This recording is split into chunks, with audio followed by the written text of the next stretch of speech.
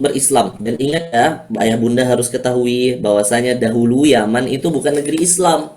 Yaman itu tempatnya Abraha yang diabadikan di dalam Quran surah Al-Fil, yaitu dulu Yaman itu mayoritasnya beragama Nasrani. Nah, beragama Nasrani. Sehingga dua orang dari Yaman ini datang kepada Nabi untuk berislam.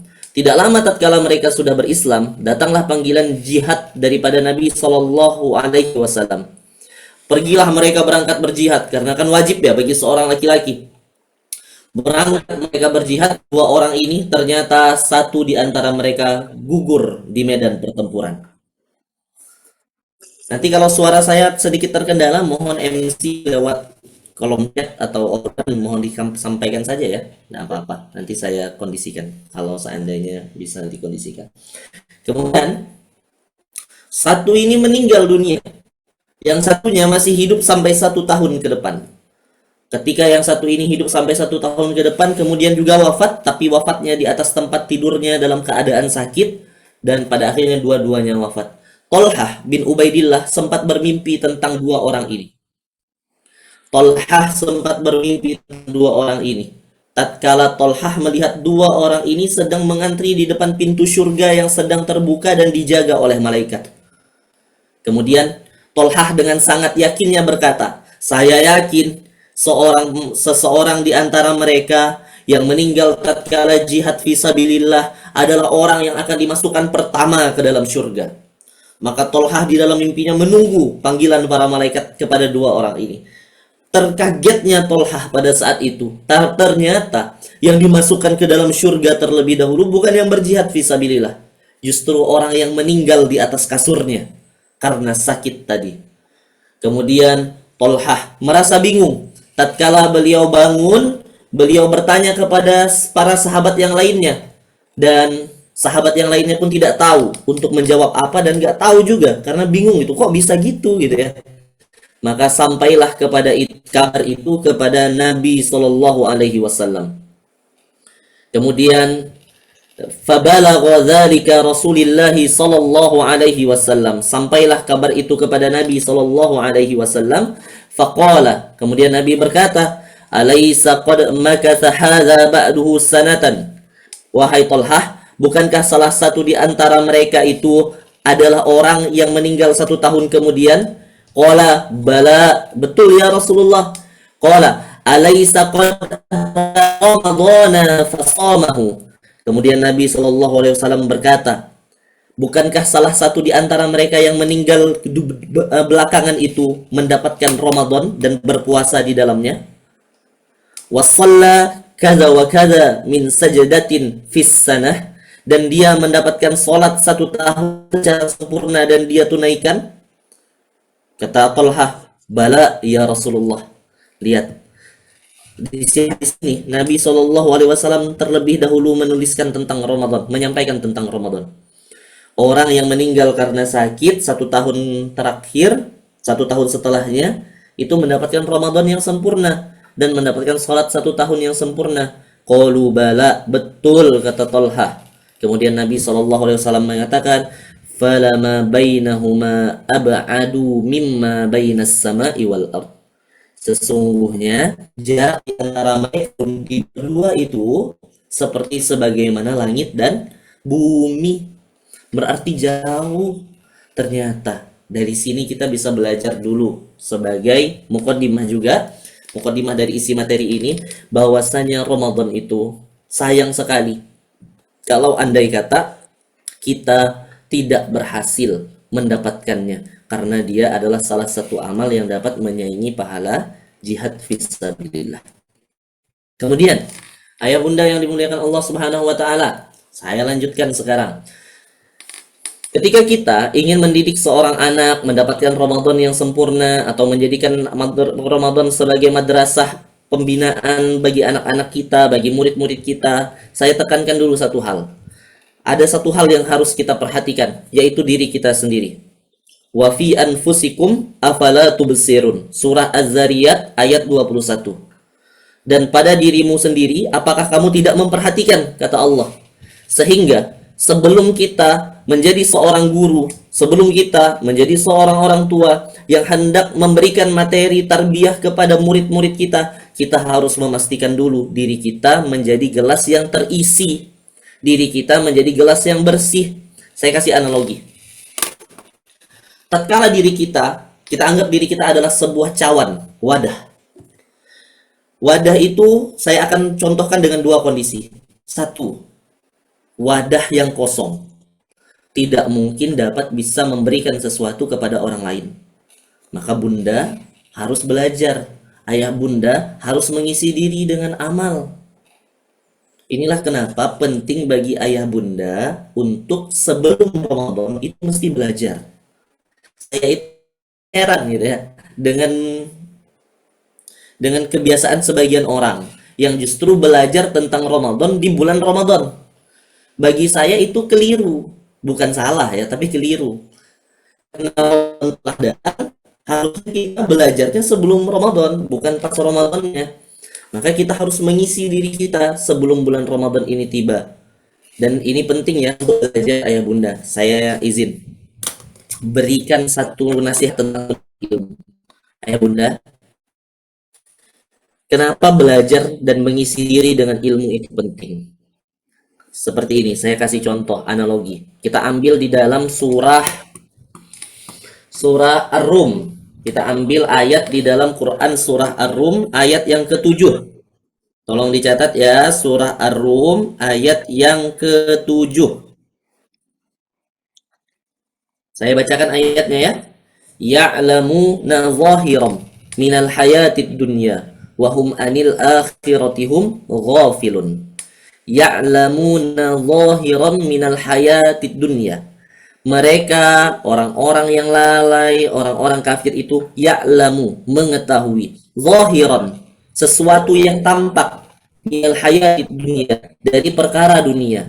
Jadi maksudnya orang-orang yang tidak beriman itu pintar dia ilmu dunia. Tapi, nah, ada tapinya ini. Wahum anil akhiratihum ghafilun, tetapi terhadap ilmu akhirat mereka itu lalai. Ayah bunda, masuk surga itu, ayah bunda, identik dengan ilmu. Ayah bunda kan punya anak. Anaknya kan punya cita-cita. Ayah bunda juga pasti mengarahkan mereka sesuai dengan cita-cita. Ada yang mungkin cita-citanya jadi dokter, ada mungkin yang cita-citanya jadi, mohon izin yang tidak berkepentingan boleh di mute ya, sehingga tidak ada feedback ke sini gitu ya. Soalnya agak sedikit mengganggu fokus saya. Kemudian ada di ayah bunda yang mungkin anaknya pun dicita-citakan menjadi polisi, menjadi ustadz, menjadi ulama, menjadi guru, atau apapun itulah. Pertanyaan saya adalah, kalau orang mau jadi dokter, kira-kira perlu ilmu nggak? Ada nggak dokter yang nggak kuliah kedokteran? Nggak ada. Saya sendiri dulu kuliahnya kedokteran, gitu ya.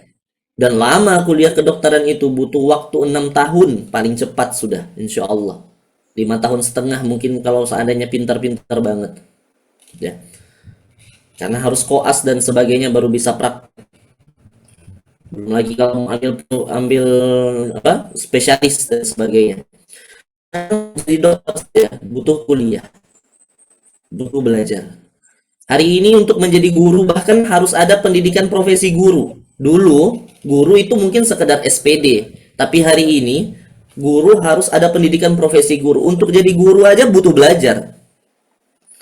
Atau kalau mau jadi apoteker juga sama, mesti kuliah farmasi dan apoteker, keapotekeran, ambil profesi apoteker.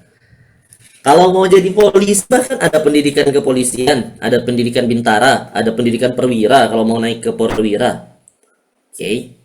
Segala hal tentang dunia, kalau mau kita capai di dalamnya, kita butuh ilmu.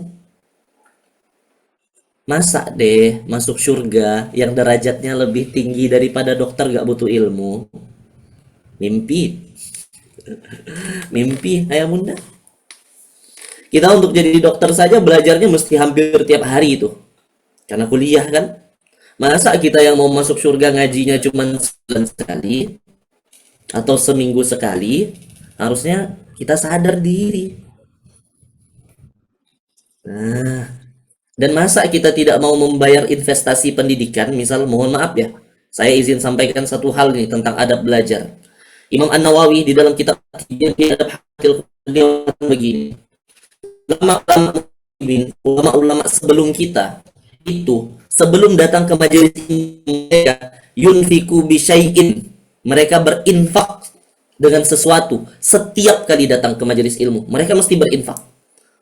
Makanya di dalam yayasan infak pendidikan kami, kalau pendidikan normal sifatnya kajian, karena saya itu ada kajian dari Senin sampai Ahad, hari ada kajian di masjid kami, itu setiap orang datang infak dia, tidak pakai bulanan, pakai harian. Karena yunfiku, setiap kali datang ke majelis ilmu mereka yunfiku bisyai'in, mereka berinfak dengan sesuatu, kemudian berdoa, Bismillah, tes, Allahumma astur aiba muallimi minni, ya Allah tutup aib guruku dari diriku, dan jangan engkau hilangkan barokah ilmihi minni, keberkahan ilmunya dari diriku. Nah, ini sama, kita kalau kuliah kan sekolah juga mesti bayar kan, maka sama ilmu-ilmu akhirat yang kita kejar pun kita harus sama memperlakukannya seperti sebagaimana kita mengejar ilmu akhirat. Ini yang kadang lalai dari banyak kaum muslimin, bahkan menuntut untuk ikhlas. Ya, urusan ikhlas ustadz dan ustazahnya dengan Allah saja. Tugas kita adalah menghargai keberkahan ilmu, menghargai perjuangan ilmu. Makanya kata Imam Asy-Syafi'i, 6 bekal menuntut ilmu kan? Az-zaka'un wa hirsun wa dirham wa suhbatul ustad wa tuluz zaman. Zaka'un, kecerdasan, wahirsun, semangat, wajtihadun, kesungguhan, warhamun, bekal harta, wasuhbatul ustad, berteman dengan ustad, dengan guru, watuluz zaman, dan butuh waktu yang panjang. Nah, ini yang pertama yang harus sekali ayah bunda isi sebelum Ramadan, adalah gelasnya harus diisi dengan ilmu dan amal. Apalagi amal, karena kita harus jadi contoh. Ada sebuah kisah tentang Imam Hasan Al-Basri.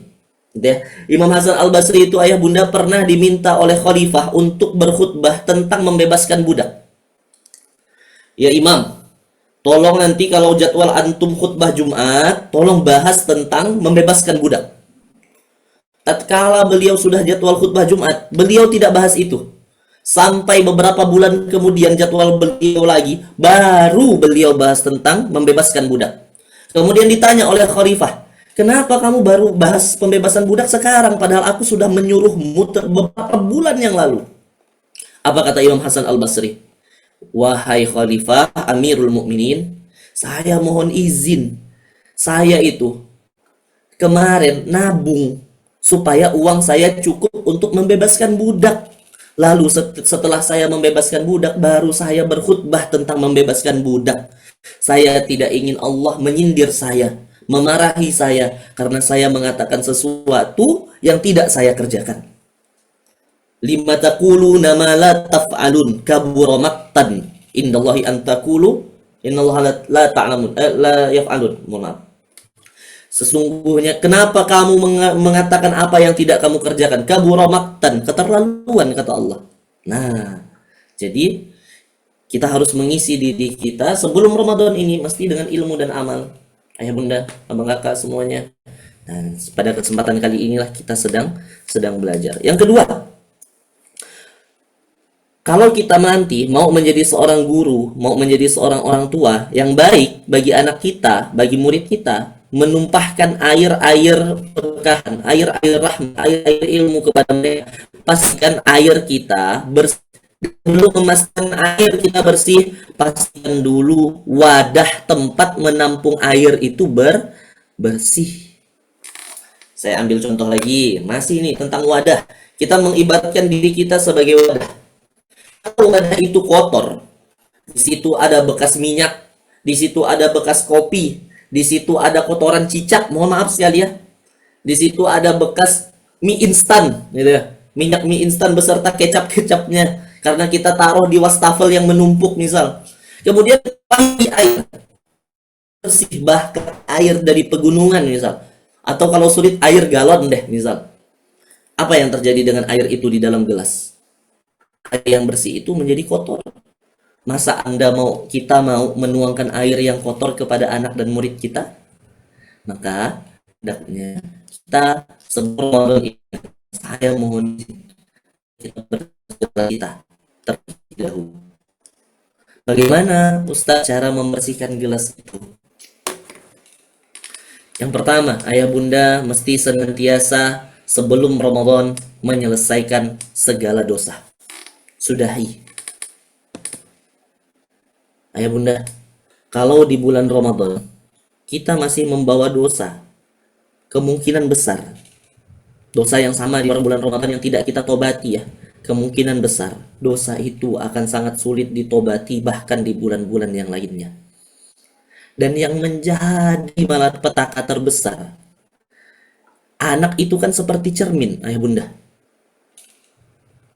Ayah bunda, sekali lagi saya bilang, anak itu kan seperti, dan kita ini objek utamanya.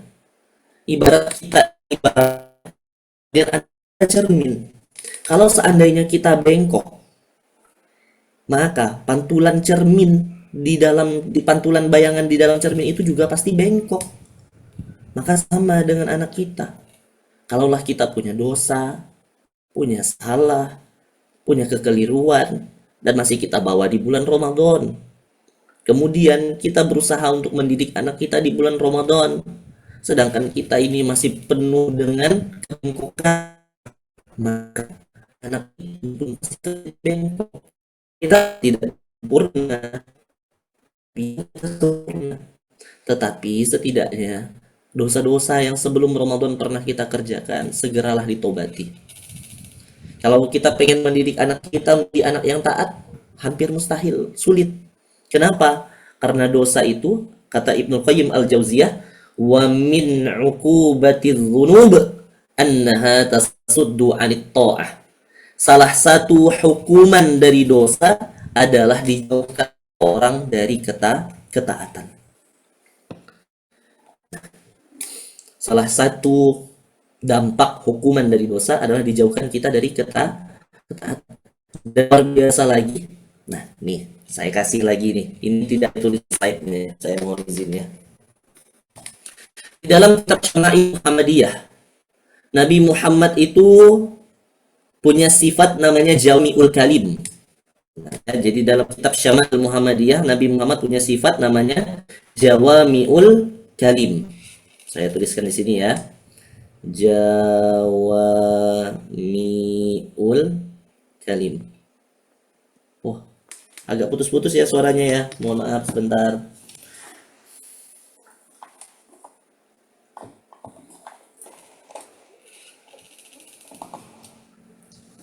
Cek 1 2, cek. Nah, mudah-mudahan ini sudah tidak lagi ya. Nah, jadi Nabi Muhammad SAW punya sifat namanya Jawami'ul Kalim. Nah, terima kasih.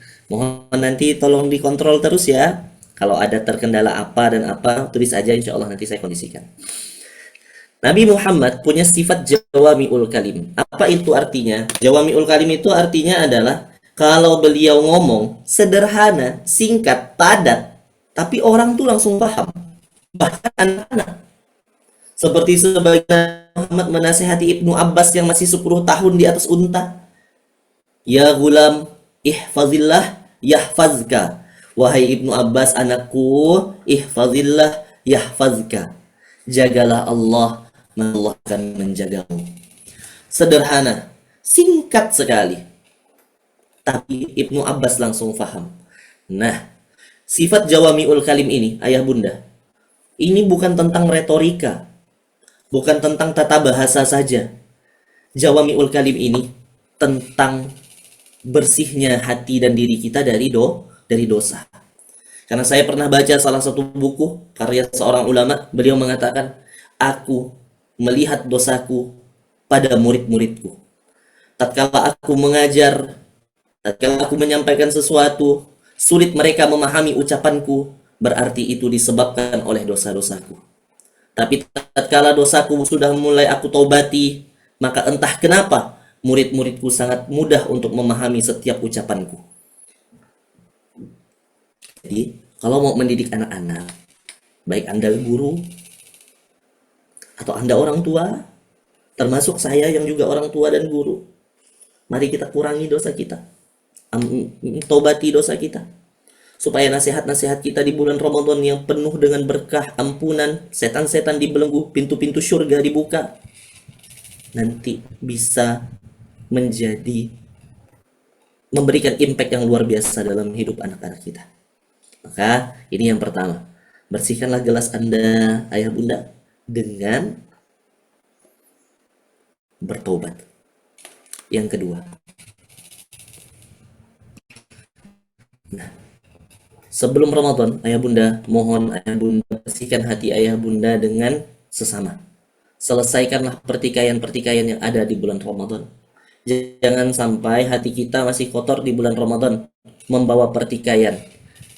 Kenapa ini penting? Pertama, saya ada hadis di sini ya. Ini akan ada 2 hadis dan mohon fokus 2 hadis ini akan kita kaitkan. Di sini dituliskan, "Idza jaa Ramadan." Apabila Ramadan tiba, futihat abwabul, maka dibukakanlah pintu-pintu surga. Ini tentang dibukakan pintu surga di bulan Ramadan. Sekarang fokus lagi hadis yang kedua.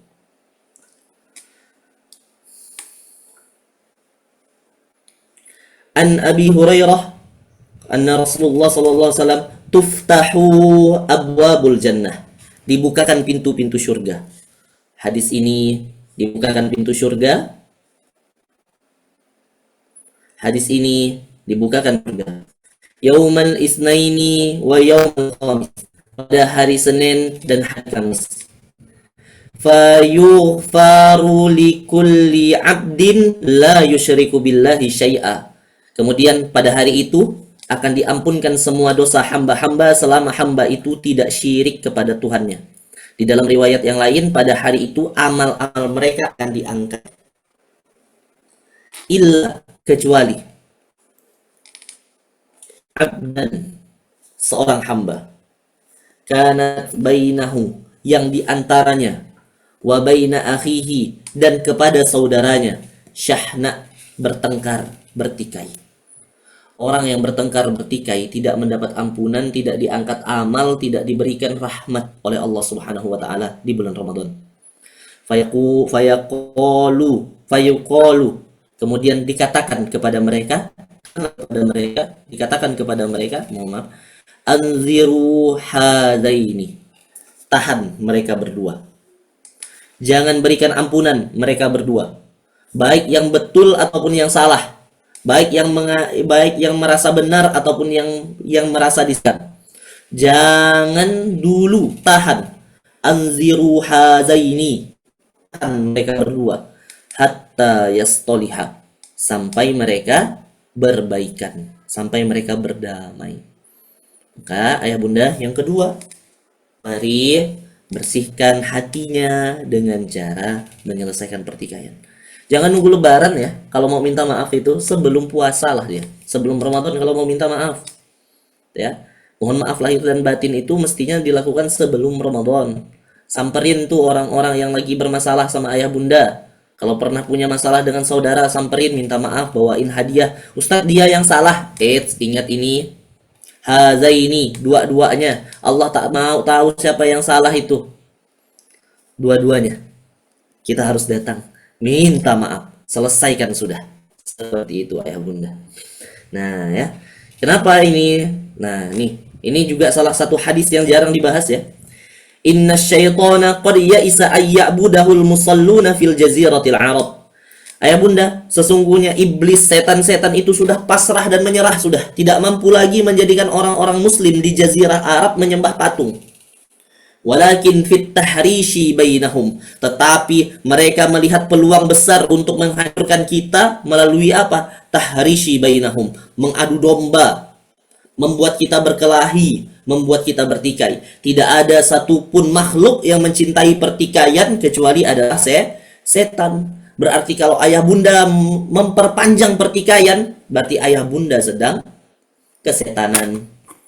Nah, seperti itu.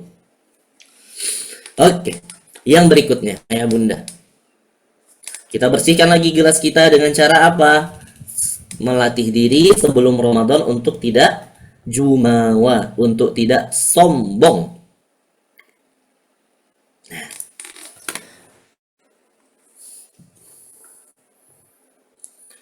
Ar-rahmatul kalma. Ar-rahmatu kalma. Rahmat itu seperti air. Ramadan itu kan rahmat banyak, dan rahmat itu seperti air.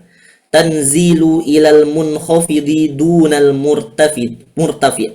Dan air itu tidaklah mengalir kecuali ke tempat yang lebih rendah. Jadi, kalau kita mau mendapatkan curahan rahmat untuk membersihkan hati kita, membersihkan diri kita sebelum kita mendidik anak-anak kita di bulan Ramadan, maka hendaknya ayah bunda mesti melatih diri untuk tetap berada di tempat yang rendah, supaya rahmat itu mengalir kepada diri kita. Nah, ya. Bahkan di dalam surah Al-A'raf ayat 146, Allah Subhanahu wa taala sudah bilang kepada kita, "Aku akan memalingkan dari ayat-ayatku." Akan Allah palingkan dari ayat-ayat Allah orang yang menyombongkan diri di bumi tanpa alasan yang benar, meskipun mereka melihat kebenaran. Jadi sekalipun kita melihat kebenaran, kalau kita sombong, kita akan dipalingkan oleh Allah Subhanahu wa taala. Kalau kita dipalingkan dari kebenaran, mau ngajar apa kepada anak-anak? Mau jadi guru ngajarin apa kepada santri-santri dan murid-murid? Kalau dari kebenaran saja kita dipalingkan oleh Allah, apa yang mau kita ajarkan kepada santri-santri kita, kepada anak-anak kita? Maka ayah bunda,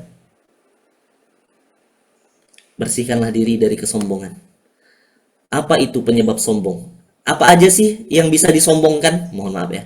Apa saja sih yang bisa disombongkan? Yang bisa disombongkan itu ayah bunda kita singkat dengan hajia. Nih ya, sudah saya tulis. Kita singkat dengan hajia. Nah ya, yang bisa membuat sombong itu kita singkat dengan ya.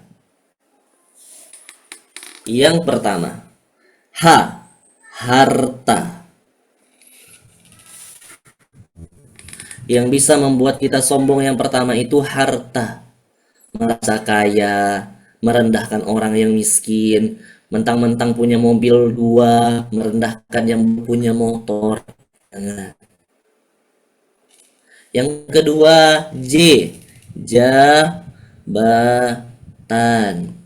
Mentang-mentang jabatannya lebih tinggi, derajatnya lebih tinggi di masyarakat, martabatnya lebih baik di masyarakat, kemudian merendahkan orang yang punya jabatan di bawahnya.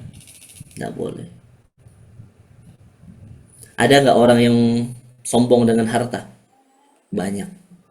Ada nggak orang yang sombong dengan jabatan? Banyak. Kalau ada ayah bunda di sini yang mungkin anggota dewan, mungkin ASN yang golongannya tinggi, mohon ya, jangan sampai kita jadi orang yang sombong.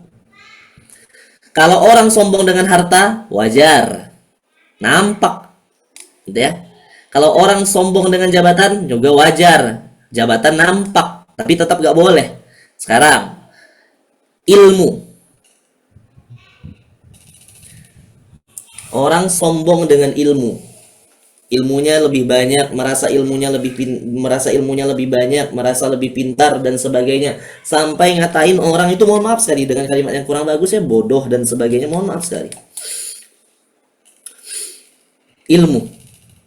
Ada nggak orang yang sombong dengan ilmu, baik itu ilmu dunia ataupun ilmu akhirat ya? Ilmu dunia sombong, ilmu akhirat juga sombong. Tapi apakah sombong dengan ilmu itu hal yang wajar? Sombong dengan ilmu itu tidak wajar. Nanti saya jelaskan kenapa saya sebut tidak wajar. Sekarang yang terakhir, sombong dengan amal. Jangan sampai kita sombong dengan amal. Terutama nanti di bulan Ramadan, jangan ajarkan anak-anak kita untuk sombong dengan amal. Contoh nih ya. Ayah bunda kan tinggal di Pulau Jawa. Saya yakin di sana banyak sekali Gojek. Kalau saya tinggal di Pulau Kalimantan, kita di sini Gojek nggak ada. Tapi nanti kalau ayah bunda di pas tarawih melihat orang gojek, ya, ngojek online, kemudian ngomong ke anak anda, dek, nak, sayang, gitu ya, nanti kamu jangan kayak orang-orang itu ya. Masa orang yang lain tarawih dia masih sibuk di luar. Kamu harus jadi anak yang soleh. Kamu tarawih, jangan jadi kayak mereka tuh.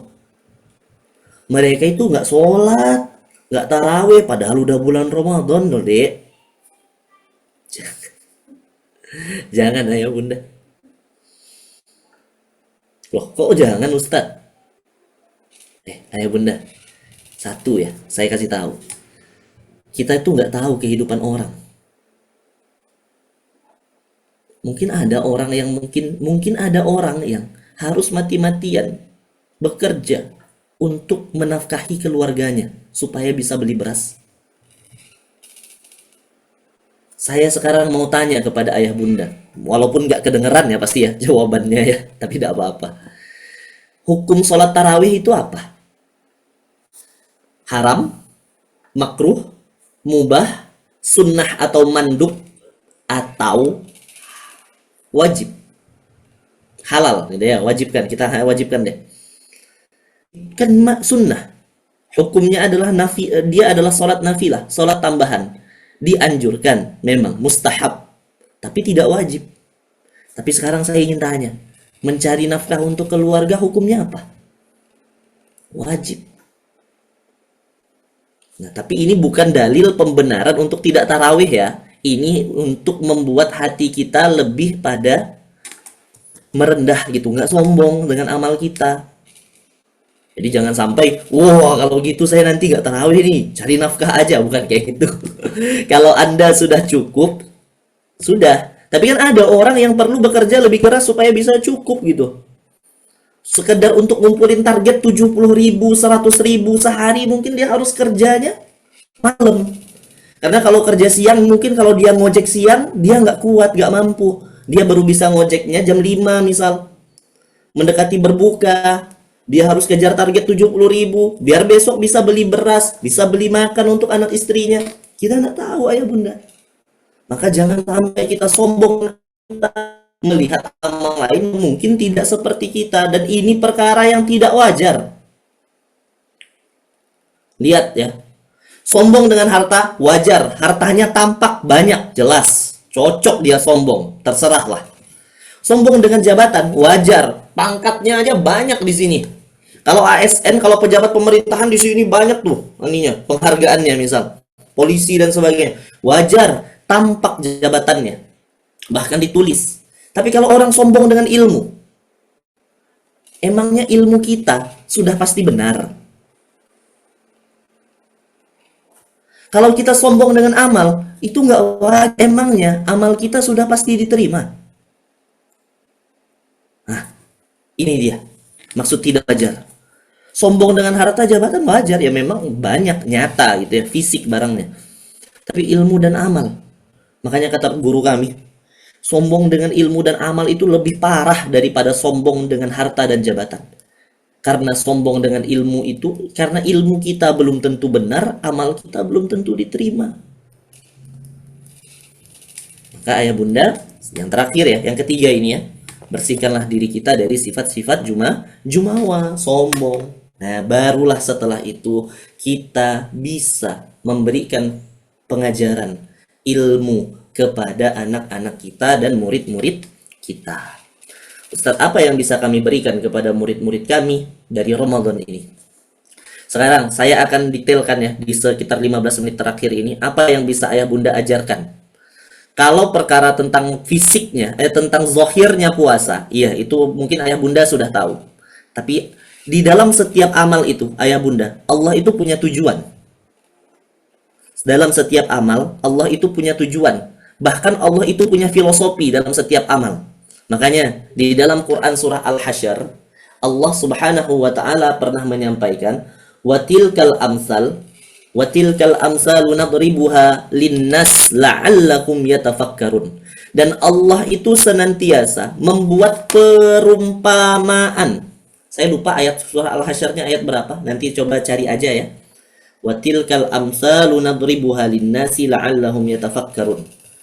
Allah itu senantiasa membuat perumpamaan untuk memberikan pengajaran kepada kita supaya kita bisa berpikir. Saya kasih contoh.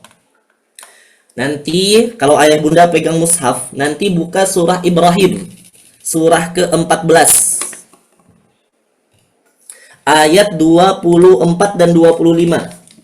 Surah Ibrahim, ayat ke-14, surah ke-14, ayat 24 dan 25. Silakan dibuka dulu supaya paham maksud perumpamaan yang saya maksud itu. Allah bilang apa di situ? Alam tara kaifa daraballahu mathalan kalimatan thayyibah kasyajaratin thayyibah asluha thabit wa far'uha fis sama' tu'ti ukulaha kulla hinin biizni rabbiha. Lihat ayat 24-nya. Alam taro kaifa, tidakkah kamu melihat bagaimana daraballah masalan kalimatan thayyibah, tidakkah kamu melihat bagaimana Allah membuat perumpamaan kalimat thayyibah, la ilaha illallah, kalimat iman, ka seperti syajaratin thayyibah, yang baik. Lihat, Allah memberikan perumpamaan iman seperti pohon. Wah, itu kan kita harus mikir ya. Iman, pohon. Nah, ini juga tips nih buat para guru. Ini luar biasanya Quran ya. Ini Quran tuh kalau dikaji tuh keren banget. Ini salah satu metode mengajar, membuat perumpamaan. Ya, salah satu metode mengajar Nabi SAW, bahkan metode mengajar Allah melalui Jibril kepada Muhammad adalah membuat perumpamaan. Anak-anak ingat ya, bahwasanya iman itu seperti pohon. Iman itu seperti apa? Seperti pohon, Ibu Ustazah. Pohon itu punya apa aja? Ayo kita lihat. Yang pertama, pohon itu punya akar.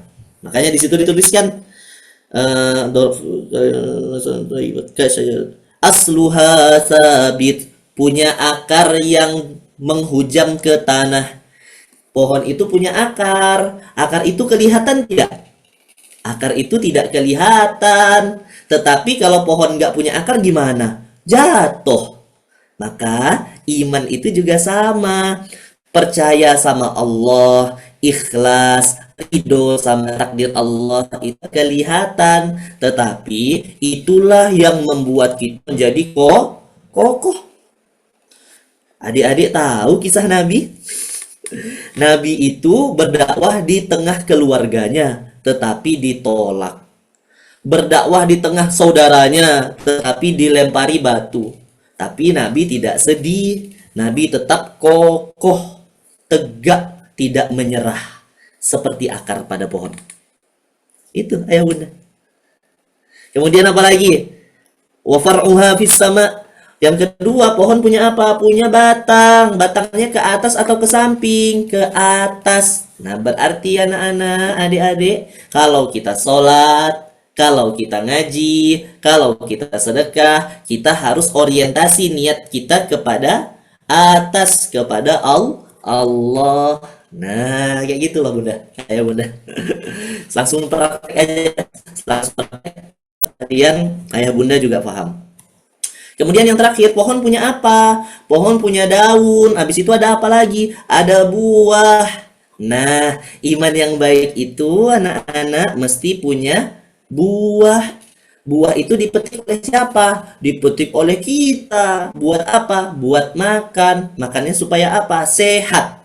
Berarti buahnya ngasih manfaat. Orang beriman, selain hatinya ikhlas, tulus, ibadahnya mengarah kepada Allah, dia juga mesti punya manfaat.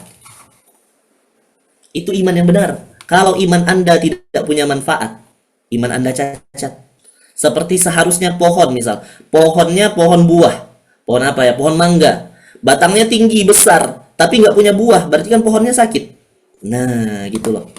Nah, sekarang Ramadan ini apa yang ingin Allah sampaikan kepada kita?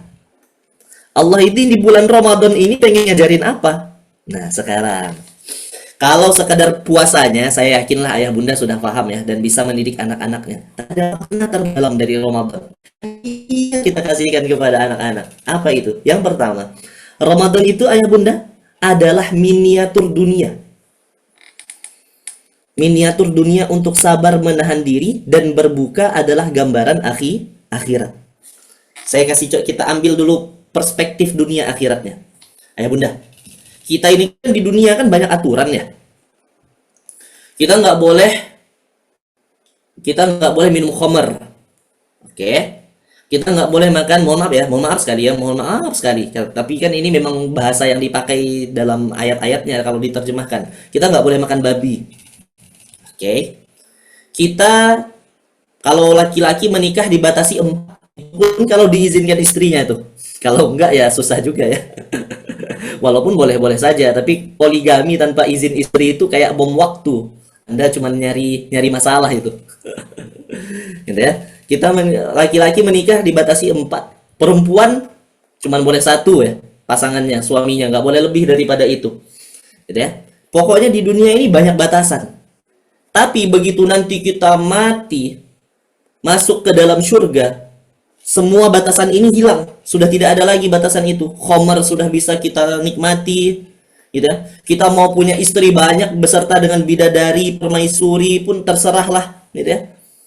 Bebas Anda mau melakukan apapun di akhirat, tidak ada lagi aturan, gitu ya. Maka sama dengan puasa. Puasa kan mengajarkan kita menahan diri dari perkara-perkara yang sebenarnya diperbolehkan. Makan, minum, kalau punya istri berhubungan suami istri, gitu ya. Itu kan kita tahan. Tapi nanti ketika berbuka, semua itu akan terasa nikmat kan? Karena kita menahan. Ketika berbuka, semua itu akan terasa nikmat. Maka sama, Ramadan itu juga mengajarkan kita yang sama dengan dunia dan akhirat tadi. Di dunia kita menahan diri seperti sebagaimana siang hari di bulan Ramadan, nggak boleh itu, nggak boleh ini nggak boleh, yang itu nggak boleh. Tapi nanti kalau sudah berbuka, itu sama seperti sebagaimana pintu surga pun dibuka. Menikmati segalanya. Dan lebih nikmat bahkan. Air putih di hari-hari biasa aja. Tapi di bulan Ramadan, itu nikmatnya luar biasa kalau berbuka. Sama di akhirat pun demikian. Itulah gambaran nikmat akhirat. Seolah Allah ingin menjelaskan kepada kita, jangankan nikmatin air saja, nanti di surga itu nikmatnya luar biasa. Susu, air, sungai yang mengalir dengan sungai yang beri susu itu nikmatnya indah sekali. Nah, gitu. Jadi Allah ingin mengajarkan kita kepada anak kita dan anak-anak kita di Ramadan ini, kita bersabar dengan dunia. Kadang kita tidak boleh itu, tidak boleh ini, tidak boleh itu, tidak boleh ini, tapi nanti akan ada waktunya berbuka, Dek. Lebih baik kita bersabar sebentar, berbukanya nikmat, daripada kita tidak bersabar, kemudian tidak ada kenikmatan, atau kita dimasukkan ke dalam neraka. Nah, jadi Ramadan tuh mengajarkan kita ini, gitu ya. Dan ini bisa dibawa untuk mengajari anak-anak kita. Ini yang pertama, ayah bunda. Yang kedua, sebentar, ini ya, ada sedikit yang saya ingin kasihkan ya. Walakum fiha ma tashtahi anfusukum, walakum fiha ma tad'un. Di dalam surga itu kalian memperoleh apa yang diinginkan oleh jiwa kalian dan memperoleh apa saja yang kalian minta. Nah, ini dia. Ini surga seperti ini. Oke, sekarang yang kedua. Ramadan itu ayah bunda mengajarkan kita untuk bersyukur atas pembagian nikmat dari Allah. Langsung saya ambil contoh ya. Coba diperhatikan nih. Contohnya, kalau kita berbuka, ayah bunda. Kalau kita berbuka, di rumah kita kan banyak takjilnya. Gitu ya. Mungkin ada yang takjilnya apa tuh? Airnya mungkin cendol. Ada yang berbuka dengan cincau. Ada yang berbuka dengan sirup merek tertentu. Ada yang berbuka dengan air tebu. Ada yang bikin jus jeruk. Macam-macam lah, gitu ya. Ada yang mungkin sekedar berbuka dengan air putih. Makanannya juga banyak. Mungkin ada yang makan dadar gulung, gitu ya. Cemilannya kurma sudah dipastikan insya Allah. Dan ada yang makannya pakai gorengan, bakwan kah, bala-bala kah, kipap kah, risoles kah, gitu ya. Macam-macam berbuka itu. Tapi kan tetangga kita kan bukanya juga yang beda. Mungkin tetangga kita bukanya pakai steak atau pakai pizza, gitu ya. Tapi saya ingin tanya, pernah nggak sih Bunda di Ramadan sebelumnya itu iri sama takjil tetangga? Kayaknya jarang ya kita iri sama takjil tetangga kita ya. Sekalipun tetangga kita makan steak Wahyu A5, Wahyu A5. Misal aja ya, misal. Rasa-rasanya jarang deh kita iri. Gitu ya. Nah, Ramadan itu ayah bunda mengajarkan kita makna syukur. Bahwasanya segala sesuatu yang terhidang itu selalu nikmat kalau kita nikmati itu dengan rasa syukur. Karena kita sudah namanya butuh. Kita nggak iri tuh tetangga makan apa gitu ya. Enak banget baunya. Udah nggak sempat kita mikir itu. Udah lapar. Apa yang ada di meja kita itulah yang kita makan. Nah, Ramadan itu mengajarkan kita tentang syukur, ayah bunda. Ramadan itu mengajarkan kita tentang syukur. Dan ini ayatnya jelas ya. Nih, surah Az-Zukhruf ayat 32. Ini banyak orang eh, ini saya sampaikan ya ayat ini sering sekali saya sampaikan ayat ini di beberapa tempat saya mengisi. Ahum yaqsimuna rahmata rabbik. Allah bertanya kepada kita, apakah mereka, apakah kalian, apakah kamu kata Allah yang membagi-bagikan rahmat Tuhan? Nahnu qassamna bainahum ma'isyatahum fil hayatid dunya. Kata Allah, hei, kamilah yang membagi-bagi di antara mereka penghidupan, rezeki mereka dalam kehidupan di dunia. Jadi bukan kita yang membagi-bagi rezeki itu. Makanya hasad, iri itu menjadi dosa besar, ayah bunda. Ayah bunda, hasad iri itu menjadi dosa besar, bukan dosa kecil. Kenapa? Hasad dan iri itu menjadi dosa besar, bukan karena merusak hubungan saya dengan ayah bunda, bukan. Bukan merusak hubungan kita dengan tetangga kita, bukan. Bukan itu yang menyebabkan hasad menjadi dosa besar. Hasad itu menjadi dosa besar karena dia menyalahkan Allah atas pembagian rezeki. Harusnya saya yang harusnya itu proyek saya, kok dia ya? Padahal kan yang membagikan itu Allah juga. Karena di sini Allah pertanyaan, apakah kamu, apakah mereka, apakah kalian yang membagi-bagikan rezeki itu sampai kalian tidak terima dengan pembagianku? Nahnu qasamna bainahum ma'isyatahum fil hayatid dunya. Saya tekankan ya, membagikan rezeki tentang penghidupan di dunia itu saya, kata Allah, kami. Wa rafa'na ba'dahum fawqa ba'din darajat, dan kami jadikan sebagian lebih tinggi daripada sebagian yang lainnya, liyattakhidha ba'dahum ba'dan sukhriya, supaya di antara mereka bisa saling mengambil manfaat.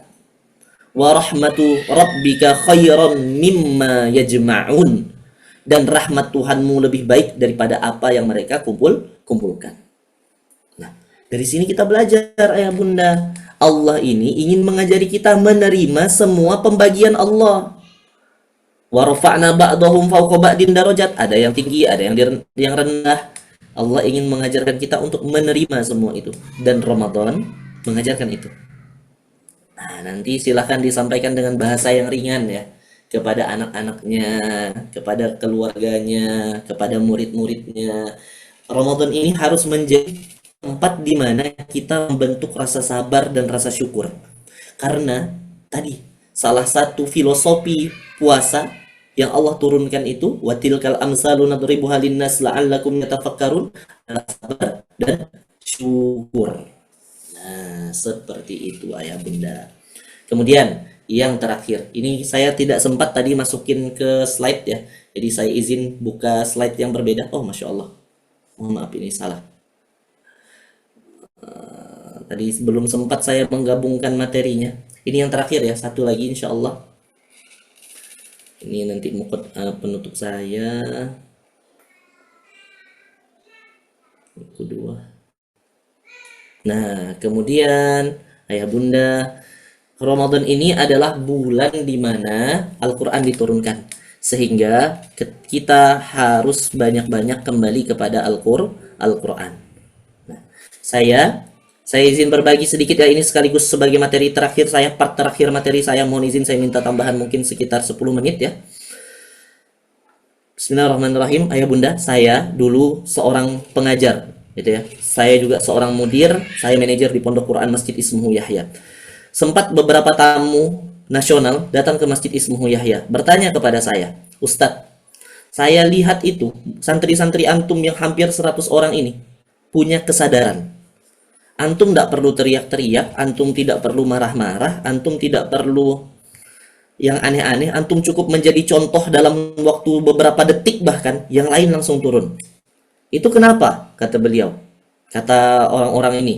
Ada salah satunya orang Bandung ya, guru saya juga sebetulnya beliau dalam hal public speaking ya. Ada salah satu seorang yang cukup terkenal juga di nasional, salah satu pakar NLP. Beliau bertanya kepada saya itu, kenapa bisa begitu? Saya bilang, Pak, kata saya, begini, saya itu kalau mengajar anak-anak itu tidak punya modul, tidak pakai buku apapun. Satu-satunya buku yang saya pakai itu adalah Al-Quran. Cuman saya mengembalikan semua keputusan saya kepada Al-Quran. Saya menjadikan semua kebijakan saya berdasarkan Al-Quran. Nasihat-nasihat saya dari Al-Quran yang diterjemahkan ke bahasa mereka. Makanya di sini, ayah bunda, nih. Kurikulum terbaik itu bukan sistem kurikulum. Kurikulum terbaik itu adalah gurunya. Sehingga kita sebagai guru, sebagai orang tua, dan modul yang terbaik bukan karya manusia. Modul yang terbaik itu yang sudah Allah turunkan. Inilah modul pendidikan terbaik, ayah bunda, Quran ini. Ini kitab Allah, kitabullah, Allah yang susun. Di dalamnya ada keberkahan, di dalamnya ada rahmat. Kalau kita benar menggunakannya, semua yang menyentuh ini, yang tersentuh ini, terpapar ini, pasti akan jadi orang baik. Sehingga PR besar kita adalah seorang guru, seorang orang tua harus bisa, perhatikan kalimat yang kami pakai, menerjemahkan peristiwa dalam kehidupannya kepada ayat-ayat Al-Quran. Kadang gini ayah bunda, kita itu belajar Al-Quran itu tematik. Saya itu kurang suka belajar Quran tematik kalau di pondok gitu ya, atau di dalam keluarga saya. Kami itu lebih suka belajar Al-Quran itu by peristiwa. Apa peristiwa yang hadir, itulah yang saya jadikan materi kajian biasanya kalau di pondok. Apa peristiwa yang hadir, kita temukan ayatnya, akan lebih hidup. Dan nasihat-nasihat kita akan terasa lebih dalam. Maka di bulan Ramadan ini, ayah bunda, salah satu tips dari kami juga adalah, mari kita jadikan Ramadan ini bulan tarbiyah, mendekatkan diri kepada Al-Quran. Syahrul Ramadan alladzi unzila fihi Al-Quran. Kembali kepada Al-Quran, bukan sekadar untuk dibaca, tapi juga dijadikan manual book, panduan. Sedikit pesan dari Imam Ibnu Katsir. Ini akan ditarik kembali kepada materi yang awal tadi. Imam Ibnu Katsir pernah mengatakan tafsir tentang surah Al-Baqarah, ayat yang kedua. Alif Lam Mim, dzalikal kitabu la raiba fih, hudal lil muttaqin. Al-Quran itu petunjuk bagi orang yang bertakwa. Menjelaskan ayat ini ya. Kemudian Imam Ibnu Katsir melanjutkan. Terus tafsirnya begini. Al-Quran ini hanya bisa diambil manfaatnya oleh orang-orang yang bertakwa. Sehingga orang-orang yang tidak bertakwa tidak mampu untuk mengambil manfaatnya. Sekalipun dia sudah berada di dalam pengajian, sekalipun dia sudah sudah membaca terjemahan, hanya orang bertakwa yang mampu mengambil manfaat daripada dia. Karena kata Imam Ibnu Katsir, kalaulah seandainya Al-Quran ini bisa diambil manfaatnya oleh semua manusia, seharusnya Fir'aun menjadi walinya Allah. Fir'aun menjadi walinya Allah. Karena dia langsung mendengar ayat Allah dari Musa. Abu Jahal, Abu Lahab menjadi walinya Allah, bahkan menjadi ulama, karena mereka adalah orang yang cerdas dan mendengar langsung ayat Al-Quran daripada Muhammad. Tapi nyatanya, walaupun mereka sudah mendengar ayatnya langsung dari nabinya, mereka tidak bisa mengambil manfaat. Kenapa? Hudan lil muttaqin. Karena Al-Quran hanya bisa diambil manfaatnya oleh orang yang bertakwa. Gimana cara bertakwa? Balik lagi, awal tadi sudah kita bahas. Nah, seperti itu ayah bunda. Sehingga nanti kalau ayah bunda hendak mengajar, ibu bapak guru hendak mengajar, ustaz ustazah, wa fi anfusikum afala tubsirun. Perhatikan dulu diri kita. Jangan kita menuntut anak-anak kita sedangkan kita tidak memaksakan diri kita. Nah, bahkan kalau di pondok saya, semua guru itu satu, wajib one day one juz, wajib baca Quran satu hari satu juz. Bahkan saya sudah bilang kepada orang-orang tua yang anaknya di TPA kami, ayah bunda kalau seandainya nanti masuknya agak telat 5 menit, kami mohon maaf karena saya tetap memaksakan diri dan semua ustadz untuk tetap baca Quran sebelum mengajar. Karena selain kita ingin mendekatkan anak-anak kepada Quran, ya kita harus dekat dulu kepada Quran. Nah, seperti itu. Oke, terima kasih. Mungkin ini yang bisa saya sampaikan. Mohon maaf atas segala khilaf dan salah. Mohon maaf kalau seandainya materinya mungkin kurang bagus, tidak memuaskan. Saya mohon maaf sekali lagi. Barakallahu fikum. Mohon dimaafkan kalau seandainya memang tadi ada salahnya. Barakallahu fikum sekali lagi. Saya ucapkan terima kasih sudah mengajak kami untuk mengisi pada kajian kali ini. Saya kembalikan kepada MC. Saya tidak tahu ini apakah ada sesi tanya jawab kah atau tidak adakah, tapi saya kembalikan dulu kepada MC. Assalamualaikum warahmatullahi wabarakatuh.